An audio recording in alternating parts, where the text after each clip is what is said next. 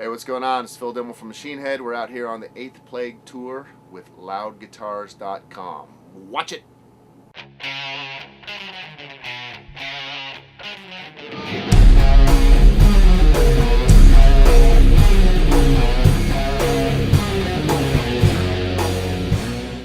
Good afternoon, I'm Pamela Ashton. I'm here with Loud Guitars, and I'm sitting here with Phil Demmel of Machine Head. Good afternoon, Phil. Good morning to you. It is morning in some people's world now, isn't it? Yes. Getting ready to kick off the Montreal show of the 8th Faces of the, no, 8th, At the 8th Plague Tour, yeah. Okay, there's a lot to remember. We have the 8 faces that the faces of the 8th Plague that we put up during a song. So that's probably where you got that. That was actually something I wanted to talk to you about, so right, we might as we'll well get do to it now. What a cool idea. Were you part of how that came about? I was actually. We were, Rob, we were introducing these projections and these video ideas for a headlining run we did in the overseas, and Rob was talking about ideas to, what can we put up here? Let's talk about the, I like the Occupy Wall Street stuff that's going on with thing like that, and I kind of came up with the idea. I said, well, what about, it's during who we are, so what about if we take the lyrics from the song and wrote them on people's arms and had them show their, I was thinking like paint, like crudely with the paint, and just but then I turned into, how about if we pull people out from the show that night so they could see themselves on the screen, and we could give a representation of the town that we're in and who the people actually are, and it kind of rolled that way. So it's such a cool thing to give back to the fans. For sure, yeah, and people were stoked. It must have. I was looking through some of what I could find on YouTube, and when I see kids holding up signs that say, "You make me feel like I belong," and "You made me pick up a guitar," yeah, "You pretty crazy. inspired me to start a band," I thought, wow, if I'm sitting here with watery eyes and goosebumps, imagine how it must make the band feel to see those kind of things, Yeah, it's pretty cool too. And granted, you have to take a lot of them with,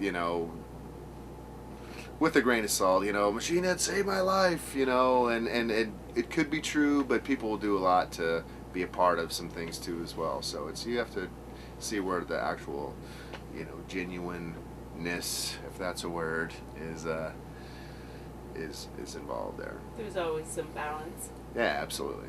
The record has been getting some great reviews, some great attention. Album of the Year from Sirius XM, Album of the Year from Metal Hammer, accolades all the way around. Was recording this record very different from recording previous records? I think that it was pretty similar to the last record. We did it in a different studio. Rob has taken on an even larger role in the recording. He's recording all the rhythm guitars. We've discovered during the blackening that it sounds better to have one guy do it, and he's the better rhythm player. He's got a great sense of timing, and him and Dave mesh really well. They record together, so in that sense, I started writing a lot of lyrics on this record. So Rob and I would, before he sang, we'd work on a song and kind of brainstorm and get ideas together for it.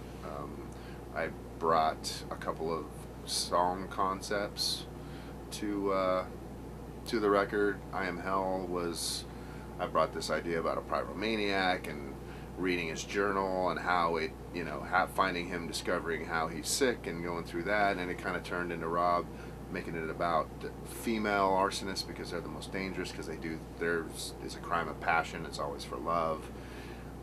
The locust concept was something I come up with.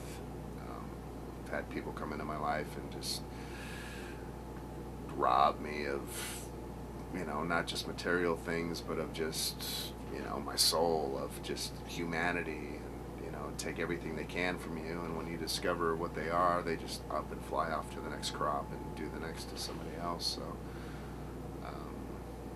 yeah, I think in that sense it's been different that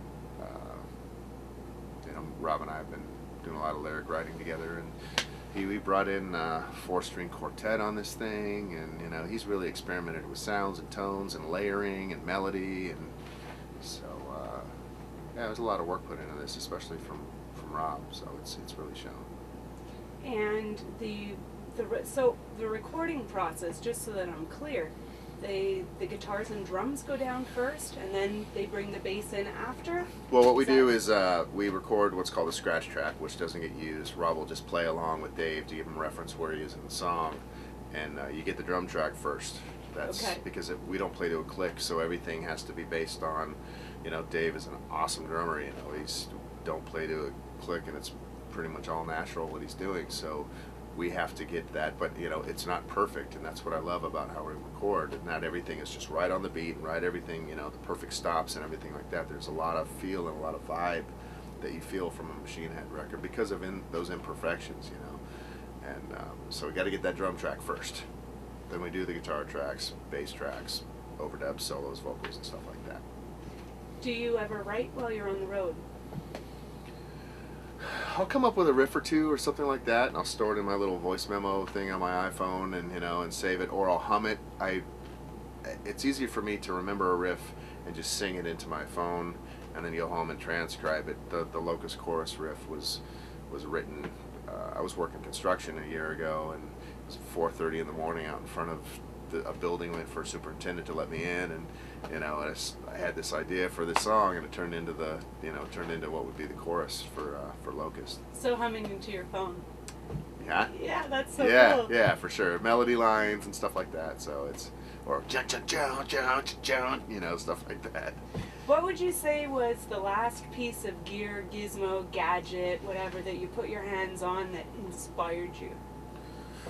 That inspired me. Yeah, something that either brought out a different tone, a different sound, something that made you excited and want to play. I wasn't on the first record or two. I wasn't using a crybaby a lot, a wah. Okay. And the guys at Dunlop, our Scotty Cheat and a couple of the guys are really good friends, and they treat us really well. They gave us our picks and our strings now, and I got a Zakk Wylde wah, and it has these huge range.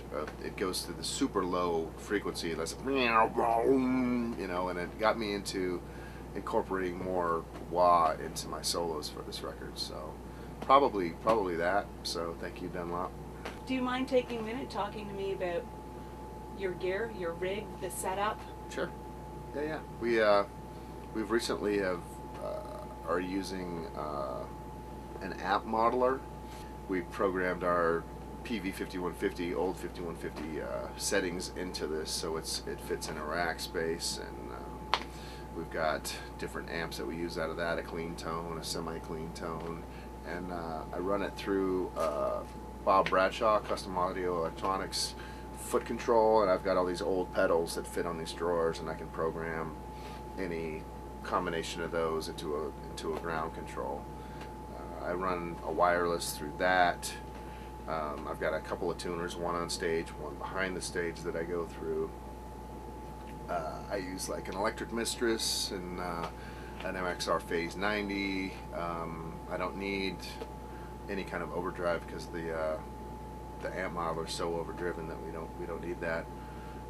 Use compressors and choruses, and in my effects loop I use a compressor, a chorus, and a delay all together. Gives it that kind of Neil Schon, real glassy, saturated lead tone, real wet like that. And that's it. I use the Dunlop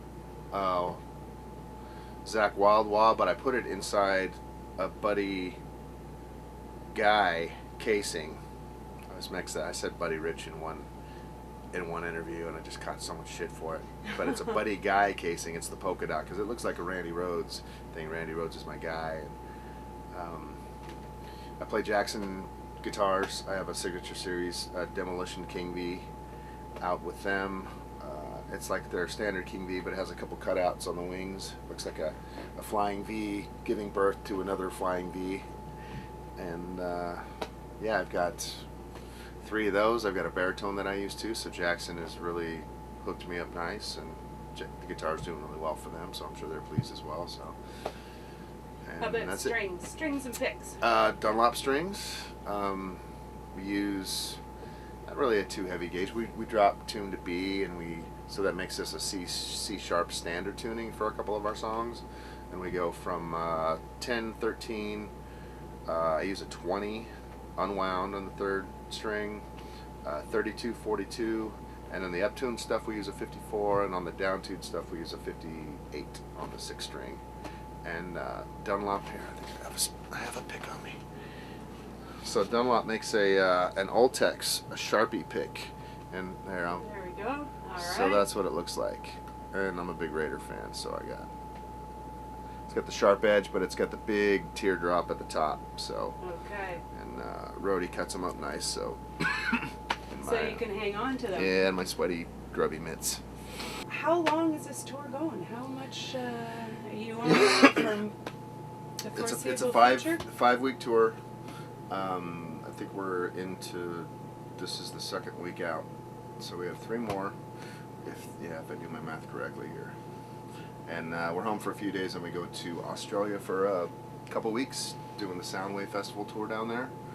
And then we're gonna maybe do a second leg of this and hit different B markets that we missed on the first time to make sure we're covering all of the states, and Canada, do Western Canada too.